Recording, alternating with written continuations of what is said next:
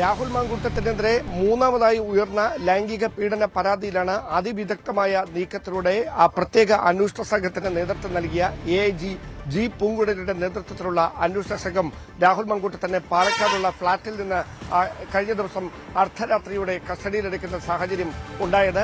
രണ്ട് പരാതികളിലും സംഭവിച്ച ഇതിനു മുമ്പ് ഉയർന്നു വന്ന രണ്ട് പരാതികളിലും സമാന സ്വഭാവമുള്ള കാര്യങ്ങളൊക്കെ വിശദീകരിച്ചിരുന്നെങ്കിലും അവിടെ കൃത്യമായി രാഹുൽ രക്ഷപ്പെടാനുള്ള പഴുത്, അതായത് പോലീസിന് പിടികൂടാൻ കഴിയാത്ത തരത്തിൽ അദ്ദേഹത്തിന്റെ സ്വാധീനം ഉപയോഗിച്ചുകൊണ്ട് രക്ഷപ്പെടാനുള്ള കൃത്യമായ പഴുതൊരുക്കിയിരുന്നു.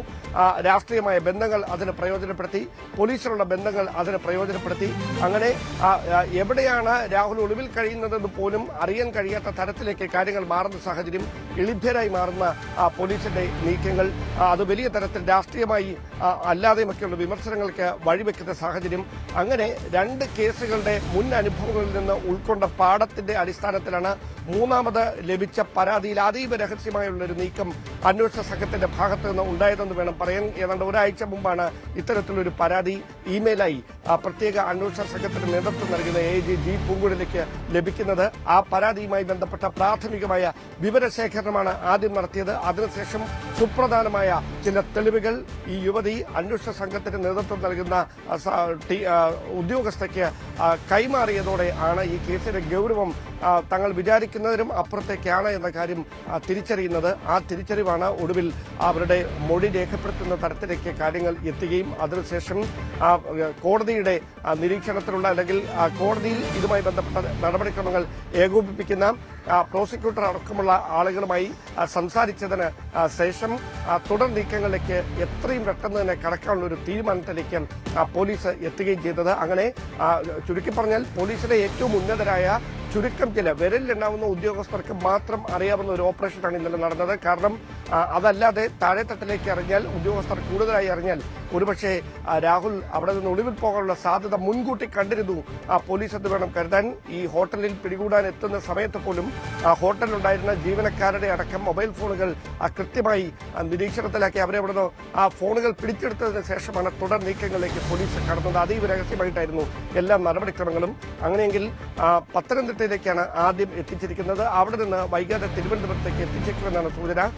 ഈ പ്ലേസ് ഓഫ് ഒക്കറൻസ് അതാണ് ഇതിലെ ഏറ്റവും പ്രധാനപ്പെട്ട കാര്യം. പത്തനംതിട്ടയിലെ ഒരു ഹോട്ടലിൽ വെച്ച് തന്നെ ക്രൂരമായി ലൈംഗികമായി കയ്യേറ്റം ചെയ്തു, അതിക്രമം നടത്തി എന്നാണ് ഈ പരാതിയിൽ യുവതി പറഞ്ഞിരിക്കുന്ന പ്രധാനപ്പെട്ട പരാമർശം. അതുകൊണ്ട് തന്നെ ഈ പ്ലേസ് ഓഫ് ഒക്കറൻസ് അവിടെ ആയതിനാൽ കേസ് രജിസ്റ്റർ ചെയ്യുന്നതും ഒരുപക്ഷെ ആ സ്റ്റേഷൻ പരിധിയുമായി ബന്ധപ്പെട്ട് തന്നെയായിരിക്കും. അതുകൊണ്ട് തന്നെയാണ് പത്തനംതിട്ടയിൽ ഒരു മജിസ്ട്രേറ്റിന് മുമ്പാകെ ഉച്ചയ്ക്ക് 1 മണിക്ക് മുമ്പ് രാഹുൽ മാങ്കൂട്ടത്തിനെ ഹാജരാക്കാനുള്ള സാധ്യത. അത്തരം നീക്കങ്ങളാണ് നടന്നുകൊണ്ടിരിക്കുന്നത്. അതിനുശേഷമായിരിക്കും ഒന്നുകിൽ തിരുവനന്തപുരത്തേക്ക് എത്തിക്കുകയോ അതല്ല എങ്കിൽ തുടർ നീക്കങ്ങളിലേക്ക് കടക്കുകയോ ചെയ്യുക. ഇന്ന് തന്നെ കസ്റ്റഡിയിൽ വാങ്ങി ചോദ്യം ചെയ്യലിലേക്ക് കടക്കുമോ അതോ കോടതിയിൽ ഹാജരാക്കിയതിനു ശേഷം തുടർ നടപടികളുടെ ഭാഗമായി പിന്നീട് കസ്റ്റഡി അപേക്ഷ സമർപ്പിക്കുകയായിരിക്കുമോ ചെയ്യുക? ഇതടക്കമുള്ള കാര്യങ്ങളിൽ വ്യക്തത വരാനുണ്ട്. എന്തായാലും നിലവിലെ സാഹചര്യത്തിൽ രാഹുൽ മാങ്കൂട്ടത്തിനെതിരെ ഉയർന്നിരിക്കുന്ന പരാതിയുടെ ഗൌരവം കണക്കിലെടുത്തുകൊണ്ട് അതീവ രഹസ്യമായിട്ടാണ് ഈ നീക്കങ്ങളുമായി പോലീസ് മുമ്പോട്ട് പോകുന്നത്. പരമാവധി തെളിവുകൾ ശേഖരിക്കേണ്ടതുണ്ട്, കോൾ ഡേറ്റ റെക്കോർഡുകൾ പരിശോധിക്കേണ്ടതുണ്ട്, CCTV ദൃശ്യങ്ങൾ പരിശോധിക്കേണ്ടതുണ്ട്. ഇതടക്കമുള്ള കാര്യങ്ങളിൽ വ്യക്തത വരുത്തിക്കൊണ്ടാണ് തുടർ നീക്കങ്ങളിലേക്ക്, ഈ കേസുമായി ബന്ധപ്പെട്ട തുടർ നീക്കങ്ങളിലേക്ക് അന്വേഷണ സംഘം കടക്കുക. ഇന്നലെ രാഹുൽ മാങ്കൂട്ടത്തിൽ പിടിയിലായ അതേ ഹോട്ടലിലാണ് നിയമസഭാ അതായത് പാലക്കാട് ഉപതെരഞ്ഞെടുപ്പ് നടക്കുന്ന സമയത്ത് നീലപ്പെട്ടി വിവാദമുണ്ടാകുന്നത്. അതേ ഹോട്ടലിൽ നിന്നാണ് അന്ന് പോലീസിനെ ഇളിഭ്യരാക്കിയ രാഹുൽ മാങ്കൂട്ടത്തിൽ ഇന്ന് നിസ്സഹായനായി പോലീസിന് മുമ്പിൽ കീഴടങ്ങേണ്ട സാഹചര്യം ഇന്നലെ അർദ്ധരാത്രി ഉണ്ടായിരിക്കുന്നത് എന്നതാണ് വസ്തുത. അവിടെ നിന്നാണ് രാഹുൽ മാങ്കൂട്ടത്തിനെ അന്വേഷണ സംഘവുമായി ബന്ധപ്പെട്ട ഷൊർണൂർ ഡിവൈഎസ്പിയുടെ നേതൃത്വത്തിലുള്ള സംഘം വിദഗ്ധമായി ഇന്നലെ രാത്രി 12 മണിക്ക് ശേഷം കസ്റ്റഡിയിലെടുക്കുകയും പിന്നീട് പത്തനംതിട്ടയിലേക്ക് രഹസ്യമായി എത്തിക്കുകയും ചെയ്തിരിക്കുന്നു. മുൻപത്തെ രണ്ട് കേസ് പോലെയല്ല ഇപ്പോൾ മൂന്നാമത് നൽകിയിരിക്കുന്ന കേസിൽ വ്യക്തമായ തെളിവുകളോടുകൂടിയാണ് യുവതി രാഹുൽ മാങ്കൂട്ടത്തിനെതിരെ രംഗത്തെത്തിയിരിക്കുന്നത്. അങ്ങനെയെങ്കിൽ മുൻപത്തേതുപോലെ അത്ര പെട്ടെന്ന് പറഞ്ഞൊഴിഞ്ഞു മാറുക എന്നത് രാഹുലിന് അത്ര എളുപ്പമായിരിക്കില്ല. അങ്ങനെയെങ്കിൽ അന്വേഷണ സംഘത്തിന്റെ നീക്കങ്ങൾ ഇനി എങ്ങനെയായിരിക്കും? ആദ്യ കേസിലും തെളിവുകളുടെ അഭാവം ഒന്നുമില്ലായിരുന്നു. കൃത്യമായ തെളിവുകൾ തന്നെയാണ് പ്രോസിക്യൂഷൻ കോടതിയിൽ സമർപ്പിച്ചത്. അങ്ങനെയാണ് തിരുവനന്തപുരം ജില്ലാ പ്രിൻസിപ്പൽ സെഷൻസ് കോടതിയിൽ മുൻകൂർ ജാമ്യം നിഷേധിക്കപ്പെട്ട സാഹചര്യമുണ്ടായത്. പക്ഷേ ആ കേസിൽ രാഹുൽ മാങ്കൂട്ടത്തിൽ ശ്രമിച്ചത് അത് ഉഭയകക്ഷി സമ്മതപ്രകാരമുള്ള ഒരു ബന്ധമായിരുന്നു എന്ന് വരുത്തി തീർക്കാനാണ്. പക്ഷേ അവിടെ ഈ പരാതിക്കാരിയായ യുവതി ഗർഭം ധരിച്ചിരുന്നു എന്നതിന് പ്രകടമായ തെളിവുകളില്ലായിരുന്നു. അവരെ പരിശോധിച്ച ഡോക്ടർമാരുടെ മൊഴിയാണ് അതിൽ പ്രധാനപ്പെട്ടതായി മാറിയത്. അതുകൊണ്ട് തന്നെയാണ് അത് ഒരു മ്യൂച്വൽ അണ്ടർസ്റ്റാൻഡിങ്ങിലുള്ള ബന്ധമാണ്. യുവതി സ്വയം ഗർഭചിത്രത്തിനുള്ള മരുന്നുകൾ കഴിക്കുകയായിരുന്നു എന്നൊക്കെ വരുത്തി തീർക്കാനുള്ള ശ്രമം പ്രതിഭാഗത്തിന് രാഹുൽ മാങ്കൂട്ടത്തിന്റെ അഭിഭാഷകന്റെ ഭാഗത്തു നിന്നുണ്ടായത്. പക്ഷേ ഈ കേസിലൊക്കെ സമാനമായ ഒരു സ്വഭാവമുണ്ട്. കാരണം ഈ ലൈംഗിക അതിക്രമം നടത്തുന്ന സമയത്ത് രാഹുൽ ഇവരോട് കാണിച്ച കയ്യേറ്റത്തിന്റെ സ്വഭാവം ആ 3 കേസുകളിലും ഒരുപോലെയാണ് എന്നാണ് അന്വേഷണ സംഘം നൽകുന്ന സൂചന. അതുമായി ബന്ധപ്പെട്ട് എല്ലാ കാര്യങ്ങളും പുറത്തേക്ക് പറയുന്നതിൽ നമുക്ക് ചില പരിമിതികളുണ്ട്. അതുകൊണ്ട് ആ വിശദാംശങ്ങളൊക്കെ പറയാൻ കഴിയില്ല. കാരണം അതിക്രൂരമായ രീതിയിൽ ശരീരത്തിൽ മുറിവുകൾ ഏൽപ്പിക്കുന്ന തരത്തിലായിരുന്നു രാഹുലിന്റെ ഇടപെടൽ. അതുമായി ബന്ധപ്പെട്ട ചിത്രങ്ങളടക്കം, അതായത് ശരീരത്തിൽ മുറിവുകൾ ഏൽപ്പിച്ചതിന്റെ ചിത്രങ്ങളടക്കം അന്വേഷണ ഉദ്യോഗസ്ഥർക്ക് ലഭ്യമായിട്ടുണ്ട്.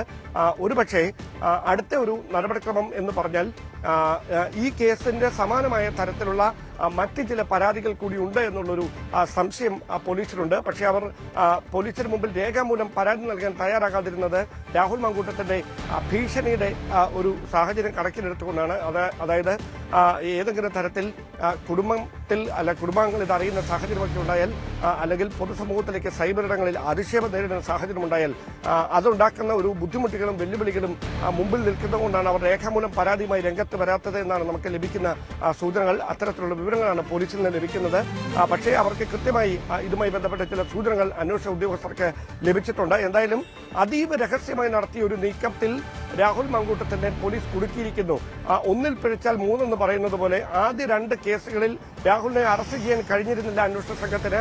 പരാതി വരുമ്പോൾ തന്നെ അത് മാധ്യമങ്ങളിൽ വാർത്തയാകുന്നതിന് പിന്നാലെ രാഹുൽ മാങ്കൂട്ടത്തിൽ മുൻകൂർ ജാമ്യത്തിന് ഏറ്റവും പ്രധാനപ്പെട്ട കേരളത്തിലെ തന്നെ പ്രമുഖരായിട്ടുള്ള അഭിഭാഷകരുടെ സഹായം തേടുകയും ചെയ്ത സാഹചര്യമൊക്കെ ഉണ്ടായി. അത് പോലീസിനും വലിയ തരത്തിൽ വെല്ലുവിളിയായി. അങ്ങനെ 1ാമത്തെ കേസിൽ അറസ്റ്റ് തടഞ്ഞുകൊണ്ടുള്ള നടപടി 21-ാം തീയതി വരെ നീട്ടുകയും അതിൽ ഇരയായ യുവതി തന്നെ കക്ഷി ചേരണമെന്ന ആവശ്യം ഉന്നയിക്കുകയും അത് കോടതി അംഗീകരിക്കുകയും 21-ാം തീയതി ആ കേസിൽ വാദം നടക്കാനിരിക്കുകയും ചെയ്യുന്നതിനിടയിലാണ് വളരെ അപ്രതീക്ഷിതമായി രാഹുൽ മാങ്കൂട്ടത്തിന് കുരുക്കായി 3ാമത്തെ കേസ് വരികയും ആ 3ാമത്തെ കേസിൽ രാഹുൽ മാങ്കൂട്ടത്തിൽ ഇപ്പോൾ കസ്റ്റഡിയിലാകുകയും ചെയ്തിരിക്കുന്നത്. അങ്ങനെയാണെങ്കിൽ തുടർ നടപടികൾ എങ്ങനെയാകും എന്നതാണ് ശ്രദ്ധേയം. തലസ്ഥാനത്തേക്ക് എത്തിക്കുമോ, ക്രൈംബ്രാഞ്ച് ആസ്ഥാനത്ത് എത്തിക്കുമോ, അതോ പത്തനംതിട്ട എയർ ക്യാമ്പിൽ വെച്ച് തന്നെ വിശദമായ ചോദ്യം ചെയ്യൽ പൂർത്തിയാക്കിയതിനു ശേഷം മജിസ്ട്രേറ്റിന് മുമ്പാകെ ഹാജരാക്കുകയായിരിക്കുമോ ചെയ്യുക? ഇക്കാര്യങ്ങളിലൊക്കെയാണ് വ്യക്തത വരാനുള്ളത്. എന്തായാലും നിർണായകമായ നീക്കം പോലീസിന്റെ ഭാഗത്തുനിന്ന് രാഹുൽ മാങ്കൂട്ടത്തിനുമായി ബന്ധപ്പെട്ട കേസിൽ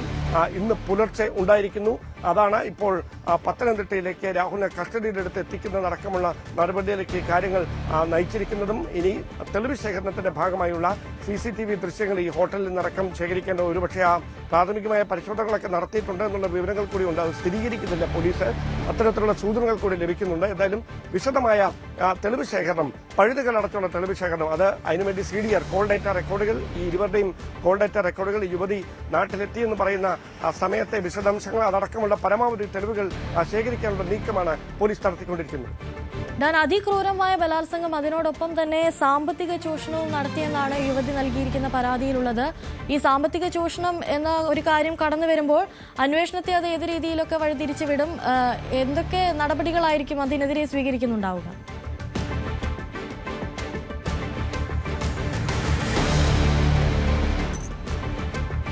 അതൊക്കെ അന്വേഷണത്തിന്റെ ഭാഗമായി വിശദമായി